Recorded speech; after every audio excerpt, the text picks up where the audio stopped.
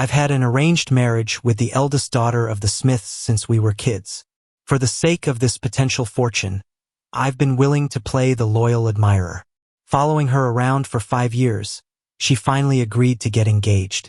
The catch? We live our own lives, no interference. Helen, arm in arm with her new flame, casually asks, all these marriages in rich families are like this, you're okay with that, right?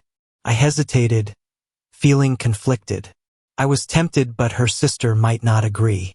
Over the past 5 years as her admirer, I've cooked for her, made soup, covered for her secret romances, and even ran interference. I've bought medicine, washed clothes, acted as a chauffeur and a babysitter. I weathered wind and rain. No one was as dedicated as me. Like tonight, at the racetrack in the freezing early morning, I stood quietly in a thin t-shirt, pale from the cold but still waiting by the side. The deafening roar grew closer and a flashy black race car came to a stop in front of me. The other cars only now came into view. Helen removed her helmet, shot me a cool glance, and introduced a handsome racer by her side. Her eyes softened when she looked at him. The scene was painful to watch. My eyes welled up, but I forced a smile and stepped forward to greet her. I brought you some soup, Helen. Drink a little, you don't want to catch a cold. The guy beside her chuckled mockingly. Helen, your admirer is quite old-fashioned, isn't he? More soup? He's not tired of giving it, but I'm tired of drinking it. Can't he come up with something new? She laughed dismissively. Didn't I tell you not to come? Stephen? Humiliated, I lowered my head, biting my lower lip. Your mom was worried, so she asked me to bring you home. Helen's eyes showed irritation, her voice impatient. I'm not going back tonight, just leave.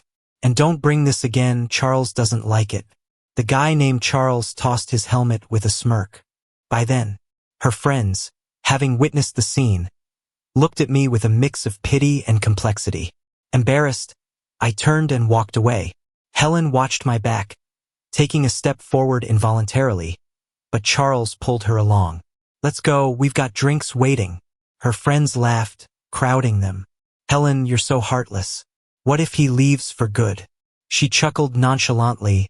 I wish he would stop bothering me. Everyone laughed, thinking about why a young master like me would degrade himself like this. Yet they didn't see me conceal my sadness once I turned around, my face quickly becoming indifferent. They hit the nail on the head. Why would a young master choose to do this for her? Because I'm a fake young master, that's why. Up until I was 17, I lived the life of a pampered prince. Then my mom got pregnant with my brother. I accidentally overheard my parents talking. We've looked after him for so long. He should repay us someday.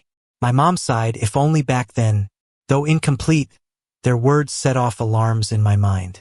I remembered a classmate joking, you look nothing like your parents. Secretly, I took a paternity test. Turns out I wasn't biologically theirs. They never told me and I pretended not to know. But I felt their love and resources slowly withdrawing. Even when Helen and I fought, my dad forced me to apologize, claiming Helen was prearranged for me by his granddad as an engagement partner, and I had to get along with her. The Booths provided me with a comfortable life. I couldn't afford to be willful. That's when I realized they adopted me to replace their deceased son for the arranged marriage. Tragically, my mom's health issues meant having another child was unlikely. My new brother, an unexpected gift, also sealed my fate. My parents planned to use me to pave the way for my brother and the Booths. Thus, I decided to look out for myself. Outwardly, I seemed to fawn over Helen, but behind the scenes, I was quietly transferring assets elsewhere. This decision proved correct. For women, things they can't obtain are often the best. When I ignored Helen, she sought my attention in all ways. But the moment I responded, her sense of superiority returned. Relying on one woman was a dead end, but considering several offered more opportunities. Publicly, I chased after Helen, but privately, I discreetly assessed her friends and their families' potential. Many began to notice me, but Helen remained oblivious. As I left the racetrack, my phone buzzed with messages of comfort from her close friends. I replied unsmilingly, about to toss the thermos in the trash when a hand reached from behind and took it. I turned, surprised, to see an unexpected sight. Victoria. She handed me a new men's coat, her actions understated and natural. Its warmth spread through me as her clear voice brought me back to my senses. It's nearing late autumn, you're underdressed. Thank you? You're welcome. A cold wind blew, and I instinctively tightened the coat, looking up at her. Victoria had a resemblance to Helen, yet their vibes were worlds apart. One was rebellious, the other a serene ice queen. Truthfully, I admired Victoria more for her calm and cool demeanor. Plus, she was the most promising among the potential candidates I secretly evaluated. The Smiths were the largest powerhouse in G-City, with Helen's mother as the current CEO. This connection explains my father's emphasis on the arranged engagement. Logically, Helen was the heir, but her unruliness angered their grandfather often. Conversely, Victoria revitalized a loss-making overseas subsidiary in just 2 years. The situation wasn't yet clear, but the grandfather would consider what's best for the family. This realization sparked a newfound appreciation in my gaze towards her. Victoria's expression briefly changed. Need a ride home? I raised an eyebrow. This was a good chance for further probing. I don't really want to go home right now, I said softly, pretending to be upset. She looked at me for about 2 seconds, her voice calm and casual. Want to go to my place then? I mentally whistled. She's on the right track. The car was at the perfect temperature, 26 degrees, just how I like it. I adjusted the seat to a comfortable angle, and suddenly, a song I shared online a few days ago started playing. I looked at her, surprised. The dim car lights softened her features. Our eyes met and she gave a slight smile. It's a nice song. My heart skipped a beat, and I remembered that evening from 3 years ago. Back then, I hadn't mastered controlling my emotions. After another frustrating day at Helen's, I went to a bar to drink away my frustration. Victoria found me there. We weren't exactly close friends. She was a year older than us and mostly called Helen sis. She seemed distant towards me, so I never bothered to warm up to her. She asked, "Do you really like Helen that much?" I didn't think hard about what she meant. I just yelled, "Like Helen?" Even a dog would want to pee on her. She was silent for a couple of seconds. "Then why do you keep seeing her?" Couldn't hold back. "Because she's the heiress to the Smiths. If you could take her down, I'd be all over you." That night, I couldn't control my anger. Before I could say more, she covered my mouth and carried me away. The next day, I was worried sick she might tell my granddad. As I nervously observed her to find words for an apology, she suddenly laughed and said, "Stephen, you have my word." Later, she went abroad and quickly rose to prominence, becoming the star everyone in G-City wanted to bet on. We didn't interact much over these years, just exchanged greetings during holidays. But remembering what she said and did today, I can guess. Maybe she likes me? Couldn't help but smirk. Life really does surprise you, huh? Maybe I'm just born lucky. Victoria brought me to a spacious apartment. The place was stylish, minimalistic with gray and white tones, totally my style. She naturally poured chicken soup from a thermos into a bowl in front of me. "Drink some. It's still warm," she said as I tried to stop her. "Don't drink that, it's something others didn't want." She downed it without flinching. "It's good. If he didn't want it, it's his loss." Feeling guilty, I averted my gaze. I better not tell her it was just some dishwater. "Where am I sleeping tonight?" I asked, and she pointed to a spot. As I walked in, a pen on the bedside table caught my eye, my old high school pen. With mixed feelings, I opened the drawer below and found a brown notebook, something like a diary. I bet it holds some long-time secret crush notes on me. I rolled my eyes slightly. If this wasn't placed here on purpose, I'd eat it. Inside, every page was filled with my pictures, a collection of my life moments shared online over the years. Underneath, there was a line written in French. I couldn't understand it. Just as I was about to scan it for translation, someone knocked on the guest room door. "I put your toiletries in the bathroom." I turned quickly, accidentally dropping the pen. When Victoria saw the notebook in my hand, her eyes were a mix of panic, confusion, and emotion. Great acting. Couldn't back down. I pinched my thigh to make my eyes well up instantly. "Victoria, "You've felt this way since?" She walked over in silence. "I'm sorry. I never meant to make things hard for you." I shook my head, tears brimming. All this time, I was chasing someone else, but never knew. Words didn't need to be complete. The listener would fill in the gaps themselves. Victoria looked up, her dark brown eyes reflecting my image, controlled yet sincere. "Stephen, I've always been here." My eyelids twitched. "She's moving fast. But it's cool. Patience comes with time." I lowered my eyes. "Victoria, give me some time. Okay?" Victoria's face was gentle as she casually mentioned, "Mom's letting me join the group as a VP next week." I almost burst out laughing but kept a worried face. "What about my engagement to Helen? I'll have Mom call it off." I was so moved. I thought it through. "Let's be together." And just like that, the two sly lovebirds officially became a couple. After we became official, I felt great. She just gets me, knows all my likes and habits inside out. Before I could say a word, a dozen outfits fitting my aesthetic arrived at my place. Moreover, she knew I needed iced Americano first thing in the morning.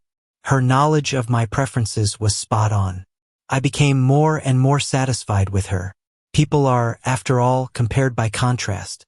If Helen were as thoughtful and classy as Victoria, I wouldn't mind agreeing to the engagement, marrying her. I didn't care if my wife loved me or not. I just wanted material comfort.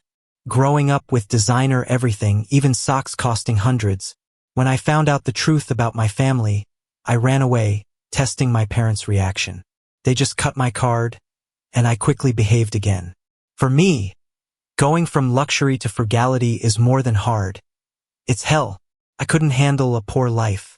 That's why I wouldn't go against the booths. I even spent 5 years humbling myself for Helen. Oh wait, I don't have pride anymore. Anyway, Victoria dropped me off at the booth's place. She seemed about to get out and open my door, but I stopped her just in time. "Maybe we should keep this a secret for now until things settle down," I suggested. She should understand what I meant. We're not ready to change the situation. She nodded. "I get it." Her eyes dropped, showing a hint of sadness. I smiled, thinking, let's reward her for being so obedient. I gently cupped her face and kissed her softly. Her lashes fluttered, and I noticed her eyes darken. The next thing I knew, Victoria took control, gripping my neck, deepening the kiss. And just then, there was a knock on the window. Helen's voice came wafting in. "Victoria?" I jumped, accidentally biting her lip, causing blood to bloom. Victoria didn't budge. Her deep gaze hinted at a brewing storm. I calmly helped her clean up, motioning with my eyes for her to stay quiet, and got out of the car. Helen saw me and looked a bit surprised, with a slight frown on her brow. "Stephen, why are you in my sister's car?" I walked past her in silence, with sadness in my eyes and lips pressed tightly together. Helen's gaze shifted for a moment, but she didn't say anything. She opened Victoria's car door. "Didn't you just get back from abroad? How come you're with Stephen?" Victoria replied calmly.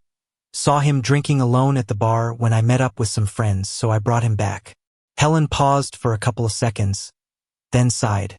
"Seriously, getting drunk over such a small thing?" she said. "Anyway, thanks." Victoria chuckled a bit. "Thanks for what?"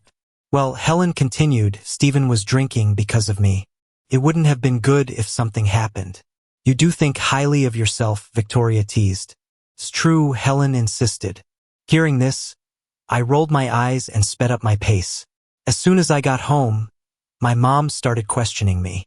"Didn't I tell you to find Helen? Where have you been all night?" I hid the sarcasm in my eyes, showing only the usual pained and annoyed look on my face. She just let her boyfriend mock me. I was so upset. My mom's face changed for a second but quickly softened her tone. "Stephen, Helen cares about you a lot. Otherwise, she wouldn't have come looking for you first thing in the morning. She was really worried when she couldn't find you. She pulled me to sit down and gave me a heartfelt talk. Don't worry. Boys sometimes get curious about new things, but once married, they settle down. Your dad said it's about time to discuss your engagement with Helen. For the booths, you have to win her heart. Now is not the time for childish fights." Inside, I scoffed. Is that all I'm worth to them? Outwardly, I let out a dramatic sigh. If it weren't for our family, I wouldn't put up with her. My mom beamed with satisfaction. That's my good boy. I blinked, then clung to her arm and whined a bit. Mom, wooing Helen is expensive. I also have to bribe her friends. It's only the start of the month, and I'm broke. My mom didn't even flinch. If you run out, ask for more. Don't let anyone look down upon us. The Booths. By the way, Helen likes guys who race cars. Maybe give me more so I can learn? She willingly gave me an extra 500 grand. Using Helen as a pretext never failed. In some sense, she's been my cash cow. So it's only fair I honor her a bit. Once back in my room, I saw a message from Helen sent at 8 a.m. Not home? Where'd you go? I didn't reply, feeling much better knowing I wouldn't need to fake it with her anymore. I hummed as I took another shower, meticulously applied skincare and body lotion, finally ready for a good nap. Victoria took good care of things, just that I'm picky about where I sleep. I guess I'll have to sleep there more often to get used to it. Little did I know as I drifted into a deep slumber, things were shifting for the Smiths. Back at their ancestral home, Helen took a scolding cane hit from their grandma. Where have you been fooling around? Just race cars with a few friends, Helen chuckled, half pleading. I'm back now, aren't I? Grandma eyed her for a moment, then sighed deeply. Get lost. Helen lazily agreed and went upstairs, oblivious to her grandma's complex expression. One of disappointment, almost like giving up. But when Grandma turned to Victoria, standing like a tall, reliable tree, her face softened into a grateful smile. Victoria, come with me to the study. Sure, Grandma. Back in her room, Helen felt a strange restlessness. She kept refreshing her messages. The pinned chat remained silent. She typed out a few words but deleted them all again. Why rush when she's not the one chasing? It's not the worst they've done anyway. He always came back, like a loyal, anxious little pup, helplessly endearing, yet feeding her secret sense of security. No matter how she hurt him, he wouldn't leave, right? Finally, Helen felt at ease. She casually descended the stairs, faintly catching Grandma's voice discussing her marriage to Stephen. She paused but then walked away unbothered. The engagement had been brought up by her mom. It seemed close. She mouthed displeasure but deep down, fluttering hints of joy betrayed her. Unwittingly, Helen smiled. As long as Stephen stayed easygoing after the wedding, then they could get engaged as he wished. In a private room at the night venue, I discussed starting a cosmetics company with my college buddy Tim. He majored in both biology and chemistry with top grades. Now he's starting a venture, gathered a research team, and is looking for investors. I saw potential and decided to be a shareholder. Tim seemed worried. Are you sure you want to invest so much? Not afraid of losing it? I sipped my drink and smirked. The fact that their products are on my friends' vanities should boost your confidence. Didn't you study marketing? Tim quipped. Why not join the workforce? I declined without hesitation. I'm ambitious. I attend financial seminars, learn about futures and stocks, scout investment-worthy projects at events. Do you think I have time for a job? Tim was speechless. So this is what it's like to be loaded. But then I don't get it, you're so put together about life, yet let yourself get tangled with someone like her? He could say this because we're close. I raised an eyebrow. Where do you think your investment is coming from, huh? He looked puzzled. I didn't elaborate much, just said, relax, those days are over. Grandpa agreed to call off the childhood engagement with Helen. Seeing her behavior over the years, he didn't mind Victoria and me being close. It settles things between the families. When Victoria shared the news, I couldn't help but chuckle into my pillow at night. Whatever went down, I was satisfied with the outcome. Tim was shocked but pleased, immediately toasting me, man, that's good news. Here's to both business and love. Our glasses clinked melodiously. Cheers. After wrapping things up and heading home, wouldn't you guess, Helen's call came through. I saw you at the night venue. Come to room 301. Sure, I wouldn't refuse. She hung up right after. I was about to block him, but then I had a change of heart and turned back. I had to share this good news with him. Otherwise, Any misunderstanding could get awkward and cause some laughs. With a smirk, I calmly pushed open the door to room 301. The first thing I saw was the cool race car guy from last time, sitting next to Helen. When he saw me, he held onto Helen's waist even tighter, like marking his territory. The room was silent. Glancing around, some of the girls didn't look too happy. Funny enough, these were exactly the ones I dealt with before. Helen spoke casually, "All right, even if I get engaged to him, it won't affect our feelings. Okay?" Racer dude whimpered, "Promise me." I rolled my eyes, not even bothering to play along. "Hold up. Who's getting engaged with who?" The boy glared at me. "Steven, stop pretending. You're loving this, aren't you?" Helen said she's only getting engaged to you because her family is making her. She doesn't even like you. Helen chuckled lightly and turned to me. "You've been chasing me for years, fulfilling that silly childhood betrothal. As long as you agree, we can live our own lives after marriage, without interfering with each other. How about that?" He casually held the boy in his arms, speaking playfully. "Anyway, that's how these rich family alliances work. You don't mind, do you?" The room got so quiet you could hear a pin drop. Everyone was staring at me, trying to spot any hint of embarrassment. But I just paused, showing a bit of conflict. The deal was tempting, but your sister might disagree. He turned to me sharply, a ridiculous grin forming. "What does this have to do with my sister?" I feigned shock. "Don't you know? Grandpa already canceled that childhood betrothal." Helen froze, staring straight at me. The racer guy looked stunned, then got thrilled. "Helen, you don't have to marry him now." "That's great." He got pushed back so hard when the words just left his mouth, almost falling flat. "Seriously, Helen?" I said, laughing internally. "Why were you shouting at your boyfriend?" "He's not my boyfriend." Helen's voice was tense, slightly shaky. "Steven, what do you mean? What's this got to do with my sister?" I gave a shy smile. "I'm with your sister now. I came by to share the good news. Seeing how close you two are makes me relieved." The race car guy shouted bitterly at me. "My name's Charles." I shrugged. "She has so many boyfriends, I got confused."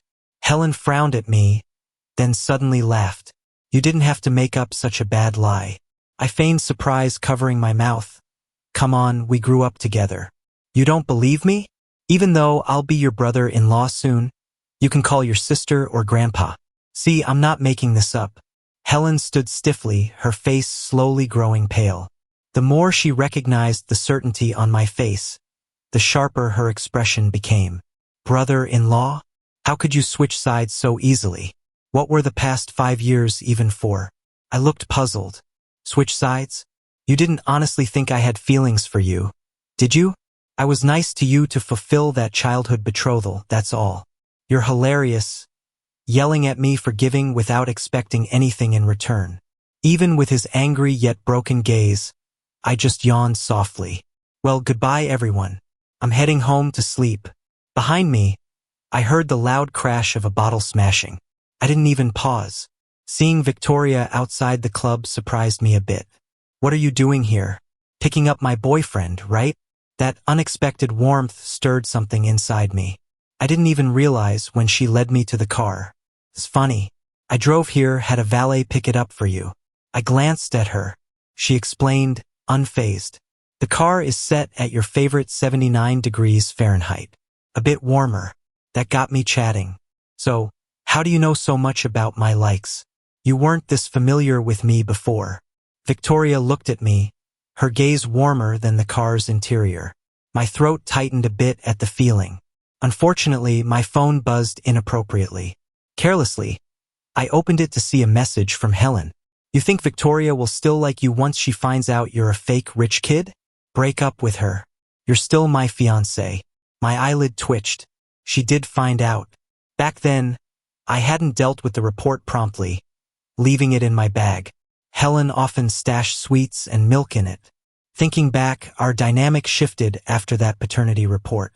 She used to cover my chores and wait for me daily. She'd glance cautiously at my reaction when teased about being controlled.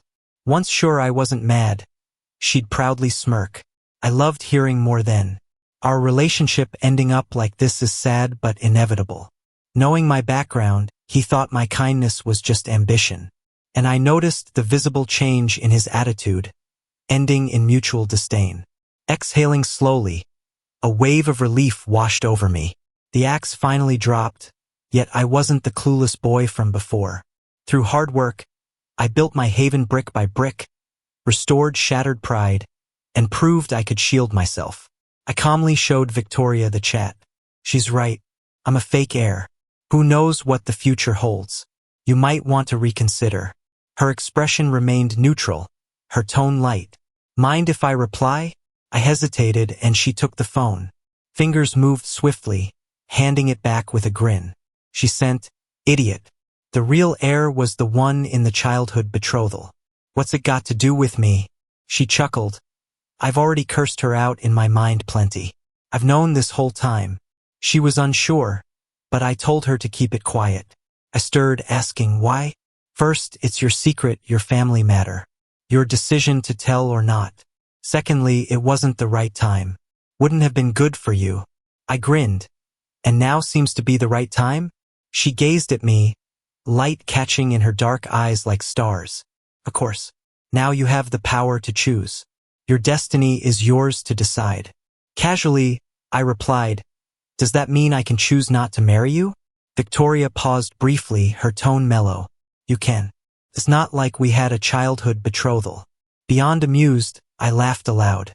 She's only partially wrong. Avoiding an alliance with the Smiths, my parents would surely push for another family connection. If that's true for their own son, what awaits me? Their adopted child. In all fairness, I can't just leave the booths either. The debt of raising someone is greater than that of giving birth, and they've never treated me poorly. In fact, they've given me a comfortable life. If they hadn't adopted me, I'd probably be in a tough spot now. I do owe them. Besides, from every perspective, Victoria is head and shoulders above her peers. I've hit the jackpot. I glance out the window and softly say, it's fine as it is now. Through the car window reflection, you could practically see Victoria light up. Her lips curved into a smile, which she modestly tried to suppress. Stephen, you've never asked me what I like about you. Have you? I couldn't be bothered to ask. Growing up, I got love notes all the time. People liked my looks, my physique, and my discipline. Maybe I was a bit too arrogant? Still, I played along and asked, so, what do you like about me? She gave me a sideways glance, a playful smile tugging at her lips. The answer's in the journal. You didn't read it seriously. How am I supposed to read French?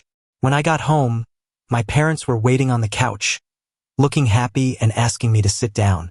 My dad said Victoria's grandma just called. Tomorrow, our families will discuss your engagement to Helen, probably to finalize things. I hesitated, but then came clean. Actually, it's more like canceling the engagement. My dad's smile froze instantly. What do you mean? My mom asked with a frown. Stephen, did you upset Helen again? I looked at them quietly and sighed. Mom, Dad, you can't hide a secret forever. I've known for a while now that I'm not your biological son. Their faces changed, and they exchanged shocked glances. I continued, I also know you had a stillborn child and hoped that this childhood engagement would benefit the family, so you adopted me to take his place. My mom's eyes reddened instantly, caught up between memories and nerves. Stephen, we never treated you badly. We've always raised you like our own. My dad stayed silent for a while, then asked seriously, did you tell them? I shook my head, looking him in the eye fearlessly. No, you haven't wronged me.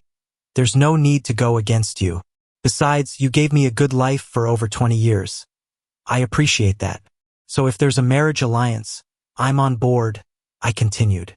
My dad started to relax, but then I added, but Helen knows the truth, so she's not interested in marrying me either.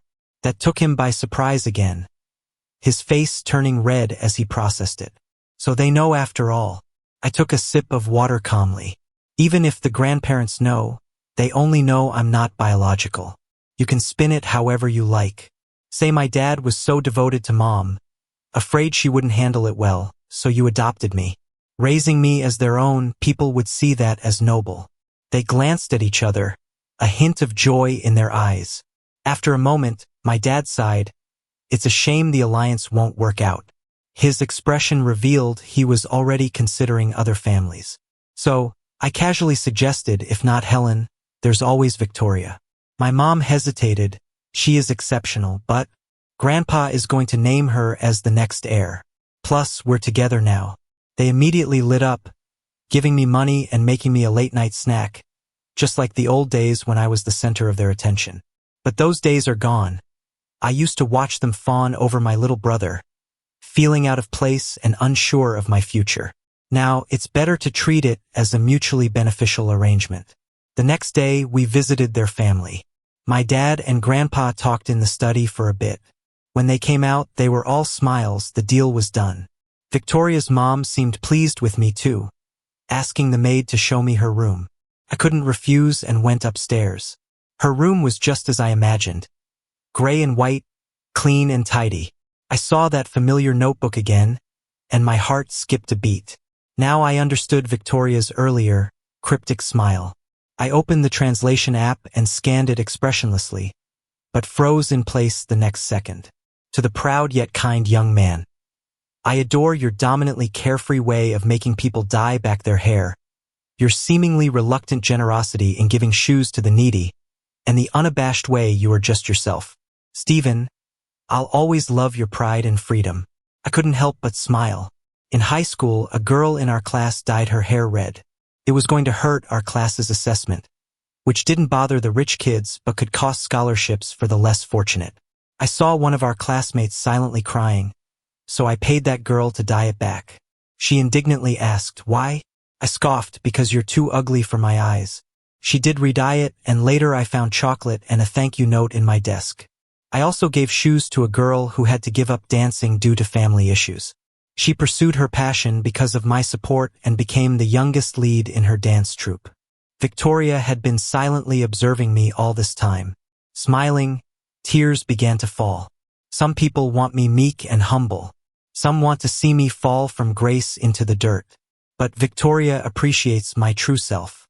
How could one not be moved? Stephen. I heard Helen's voice from the door. I closed the notebook and wiped my eyes with my palm turned up. Turning around, I saw Helen enter and shut the door behind her, her dark hair falling messily over her forehead. Gone was the usual defiance. Her eyes were shadowed now. Her jaw was tense, and she stepped closer to me. "You're with her because she's the heir, aren't you?" I observed her disheveled appearance with a detached air. "So what if I am? What if I'm not?" Her eyes lit up for a brief moment, and she hurriedly asked, "If I got that position back, could we? Why didn't you take it before? Didn't you want it?" I circled her like an animal at the zoo. "Have you taken a good look at yourself? In terms of ability, character, even one point where you beat your sister? Have you been so sheltered that you can't see your real worth? If the Smiths were in your hands, they'd go bankrupt. Don't ruin your family. Why not just keep having fun with Charles?" She silently watched me, tears welling in her eyes as she recalled how I used to tear into her, leaving her utterly defeated whenever she cut school. Back then, it was just deep feelings and harsh words. Now it's humiliation from an enemy's angle. Things change, people too. Everything's over. With a loud click, the door swung open. When Victoria saw her, her eyebrows were sharp. "What are you doing here?" Helen's face was tense. She walked up and grabbed Victoria's collar. "Good job, Victoria. I trusted you, and you go after Stephen? Didn't you know I've liked him since we were kids?" Victoria let out a short laugh and slapped Helen hard across the face. "Your way of liking someone is to humiliate and trample them? I've learned something new today." Helen let out a muffled grunt as she hit the ground, blood trickling from her split lip. She wiped it off dismissively, glaring at Victoria. Victoria looked at her with a half-smile. Love isn't weighing pros and cons, nor is it doubting and testing. Loving someone is unconsciously caring and doing everything to be close. I went overseas for 3 years and you played your cards all wrong. It's pitifully stupid. Helen weakly murmured, "Yeah, I'm really stupid." I was staring blankly at Victoria, feeling a slight sting in my nose. She turned her head, eyes visibly warming. "They're discussing our engagement downstairs. Wanna come?" I didn't hesitate anymore. I reached out, our fingers intertwining. Yeah, let's go. The next time I heard about Helen was a month later. She didn't show up at the engagement party. But that night, an unknown number called me. I was about to get busy with Victoria. Her eyes were slightly red, shirt unbuttoned, and that fair skin was just irresistible. But the phone kept ringing. Victoria wrapped her arms around my neck, watching with an amused look. With a crying tone, the caller pleaded, "Come to the hospital to see Helen. After she found out about your engagement, she's been drinking herself senseless, and now she's unconscious." I paused. "And you are?" Silent for 2 seconds, then a frustrated outburst. "I'm Charles." I retorted, "Doesn't matter. Aren't you her boyfriend? Why call me? Don't you know I'm engaged today? Can you not see that? If you have to, I'll send you some money to get her a fruit basket. Okay? I'm busy now." I tossed the phone aside and leaned back in. But Victoria huffed quietly, turning her face away. "Aren't you going to check on her?" I smirked. Once we were together, I realized Victoria was a little possessive. Those other messages of congratulations from potential matchmaker connections? She noticed them, didn't show it, but definitely took it out on me at night. Wouldn't stop her antics until she got the answer she wanted. Tonight, it was my turn to be dramatic. I got up. "You're right. We were childhood friends, after all. I should go see her." I was pretending to leave when suddenly, the world flipped, and I landed back on the soft bed. Victoria's face was serious now, and I laughed teasingly. She kissed me hard, taking the lead. "You're not going anywhere." Between kisses, I whispered in her ear, "You used to act so cool and distant. Secretly jealous, weren't you?" She didn't reply verbally, but she let the whole night tell me just how jealous she really was back then.